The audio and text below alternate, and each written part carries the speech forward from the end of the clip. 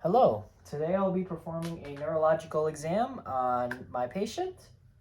So we'll first start off by, can I get your name and date of birth, please? Scott Kruger, October 9th, 1981.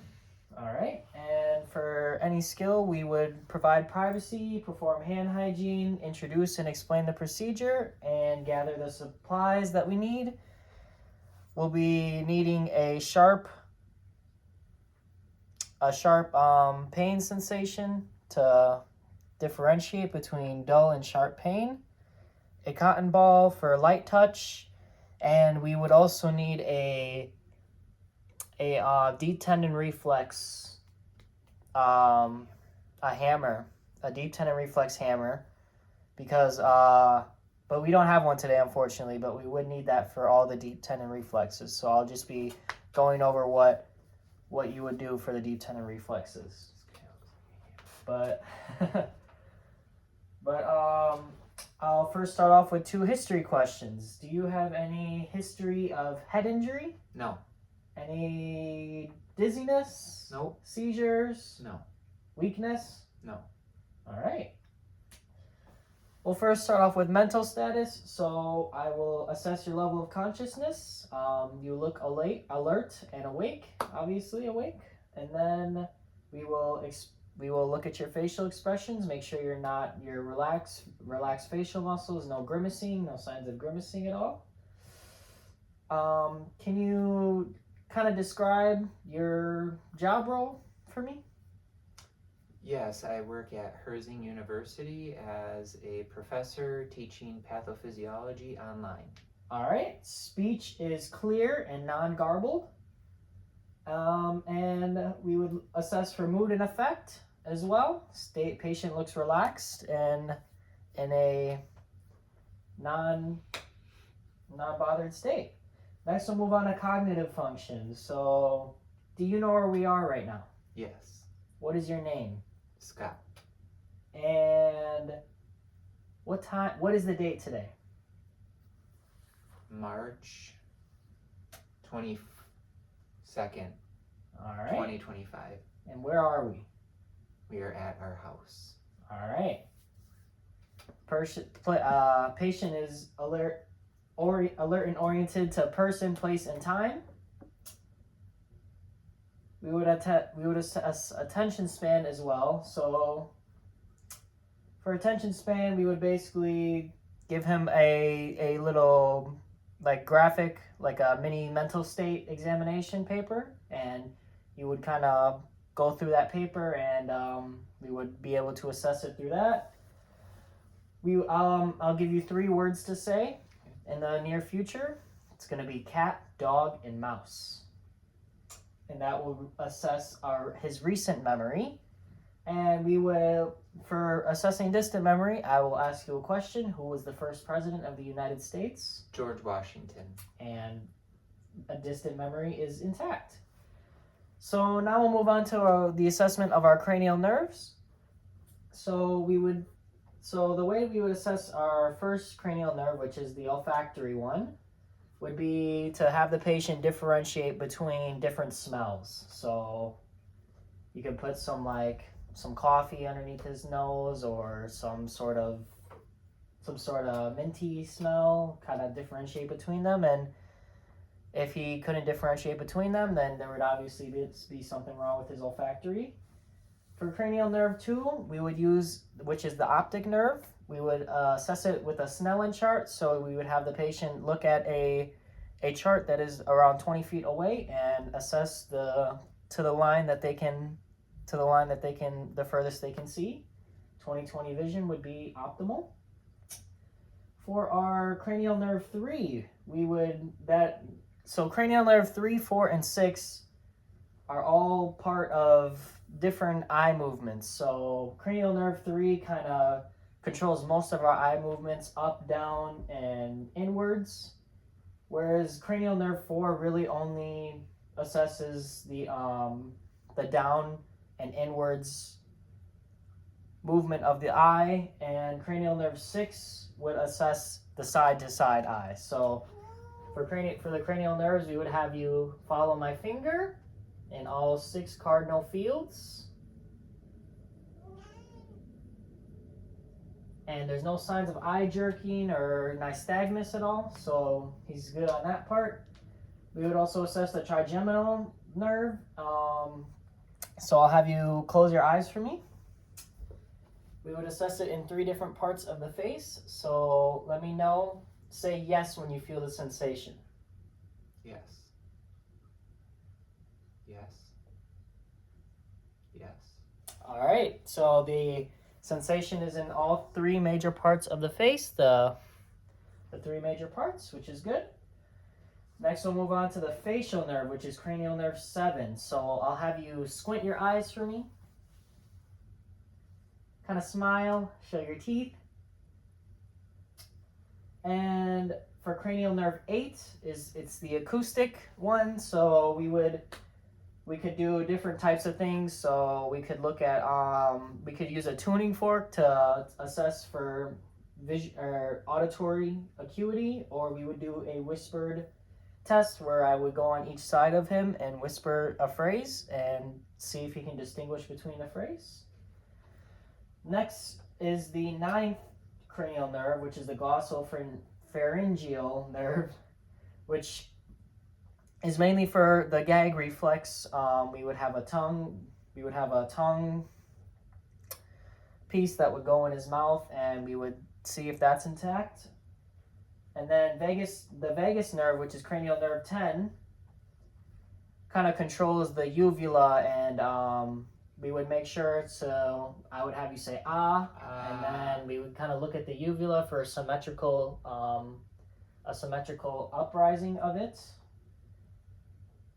The 11th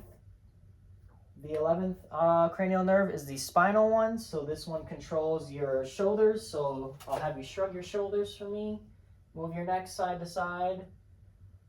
All right, cranial nerve 11 looks to be intact, which is good.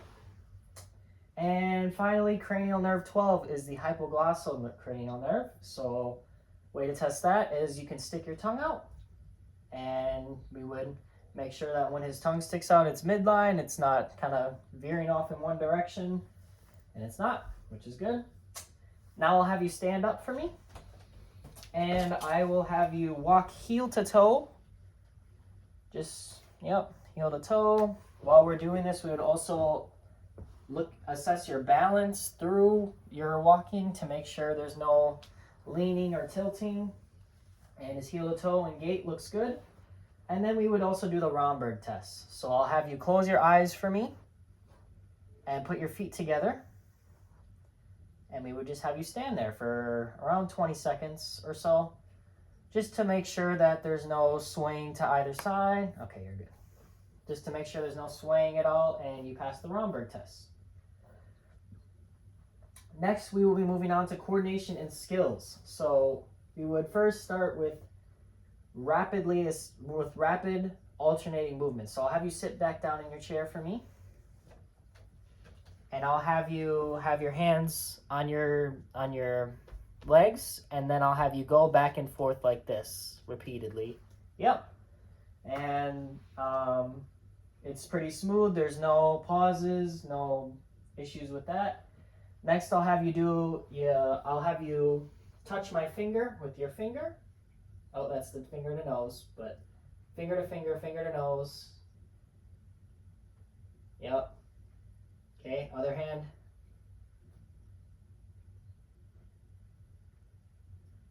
Now I'll have you touch my finger, close your eyes, and then touch your nose. All right.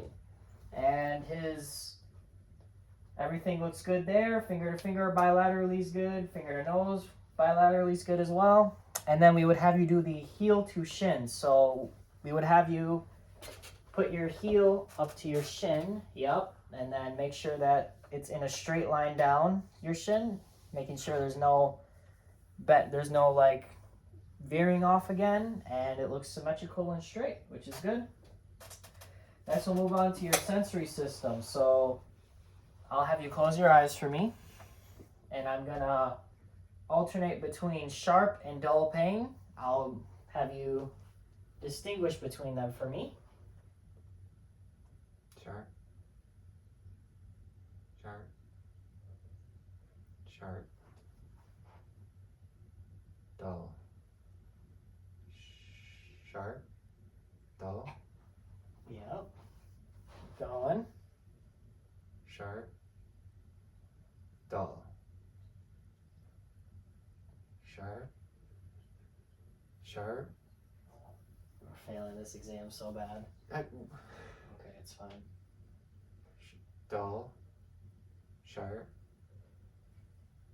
dull, sharp. All right. So, little pathology there, but it's okay. That's fine. We would do it both arms, both legs, different areas around the body to make sure they can distinguish between sharp and dull pain. Next, we will do light touch. So I'll have you close your eyes again, and then I'm gonna bring this cotton swab to different areas of your body. Say yes when you feel a sensation, and tell me where it is. Knee, arm, finger, thumb, toe. All right. Light touch is good. We would then assess temperature by either giving the patient a hot or cold item, so that we can feel if their temperature sensors, the thermal regulators are good in each arm, legs, everywhere. And then we would move on to sterignosis. So I'll have you close your eyes for me. I'm going to put an object in your hand, and I want you to tell me what this object is. AirPod case. Good. Same, AirPod case. AirPod case, yep. So sterignosis is intact. All right, and now we're going to test your kinesthesia, so close your eyes again. And I want you to tell me if I'm either moving your finger up or down. Down. Head west, then make a U-turn.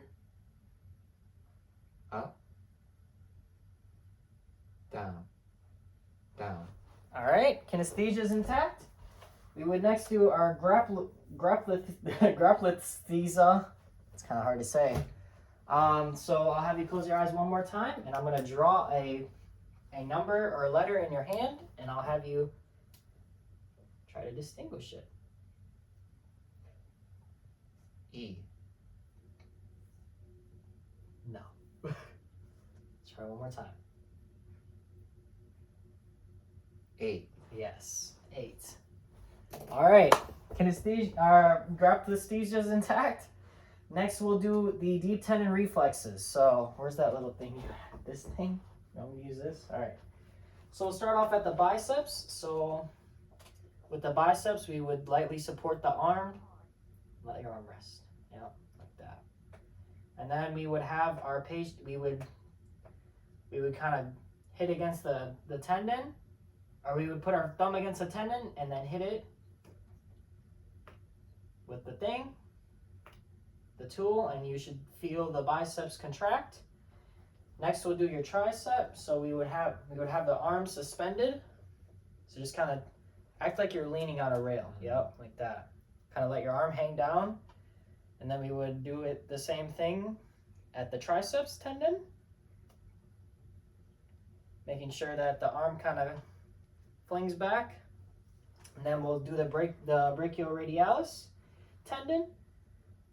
And it would be right around here. And then we would just boom, boom. Should kind of jerk a little bit like that.